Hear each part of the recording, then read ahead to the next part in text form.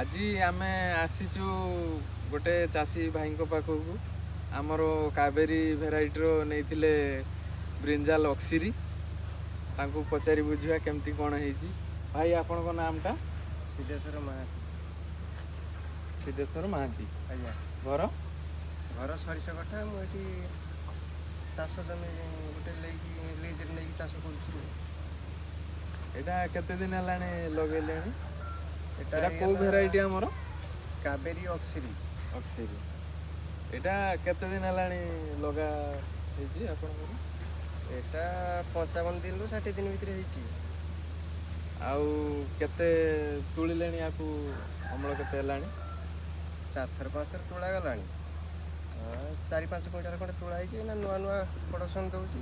ଆଗକୁ ଆହୁରି ବଢ଼ିବ। କେତେ ପ୍ୟାକେଟ୍ ଲଗେଇଥିଲେ? ଏଇଟା ଗୋଟିଏ ପ୍ୟାକେଟ୍ ଲଗାହେଇଛି। ଗୋଟିଏ ପ୍ୟାକେଟ୍ ଲଗେଇଥିଲେ। ଆପଣଙ୍କର କେମିତି ଲାଗୁଛି ଫଳ? କେମିତି ମାର୍କେଟର ଡିମାଣ୍ଡ କେମିତି ରହୁଛି? କଳା ବାଇଗଣ ଠାରୁ ଧଳା ବାଇଗଣଟାର 10-20 ଟଙ୍କା ଅଧିକା ଅଛି। ଅଧିକା? ହଁ। ଆଉ ଏଇଟା ଭଲ ମିଠା ସ୍ୱାଦ ଅଛି, ସେଥିପାଇଁ ଧଳାଟାକୁ ବେଶୀ ଚଏସ୍ କରୁଛନ୍ତି। ଆଉ ଧରିବା କେମିତି ଅଛି? ଏଟା ତ କଳା ଠାରୁ ଅଧିକା ଧରୁଛି। କଳାଠୁ ଅଧିକା ଧରୁଛି। ଆଉ ୱେଟ୍ ଅନୁସାରେ? ଏଟା କଳାଠାରୁ ବି ଓଜନ ଅଧିକା। ଓଜନ ଅଧିକା ରହୁଛି। ଏଟା କିଲୋର 3ଟାରୁ 4ଟା ଭିତରେ ହେଇଯାଉଛି।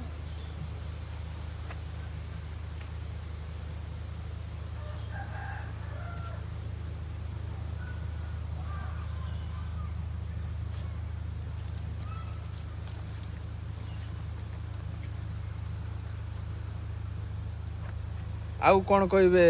ଆମ ଅଲଗା ଧରନ୍ତୁ ଚାଷୀ ଭାଇ କିଛି ଏଇ ବାଇଗଣ ବିଷୟରେ ବୁଝିବା ପାଇଁ ଚାହିଁବେ, ମାନେ ଆପଣଙ୍କର କେମିତି ଅଲଗା ଚାଷୀଙ୍କୁ ଜଣେଇବେ କି ଆମର ଏଇ ଭେରାଇଟିଟା କରନ୍ତୁ କି କ'ଣ କେମିତି କ'ଣ କୁହନ୍ତୁ?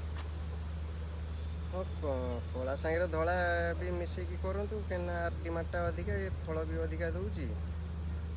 ଆଉ ଏର ଓଜନଟା ଭଲ ରହୁଛି, କଲର୍ ଭଲ ରହୁଛି। ମାର୍କେଟରେ ଏଇଟା ବେଶୀ ଚାଲୁଛି, କଳାଠାରୁ ଅଧିକା ଚାଲୁଛି। ବେପାରୀମାନେ ନେବା ପାଇଁ ଏଟା ଆଗ୍ରହ ବେଶୀ ହେଉଛନ୍ତି। ଦେଖିବା ଗଛରେ କଷି ଏଇଟା ତ ତୋଳି ସାରିଛନ୍ତି, ଏମିତି ଫ୍ରୁଟିଂ ଆସିଛି ଦେଖିବା। ଏଇ ଖରାରେ ଦେଖାଯାଉନି, ଢେର ଆସିଛି, 10-12ଟା ଖଣ୍ଡେ ଆସିଛି ଏଇଟା ଗଛଟାର। ଫ୍ରୁଟିଂ ବି ଭଲ ଆସିଛି।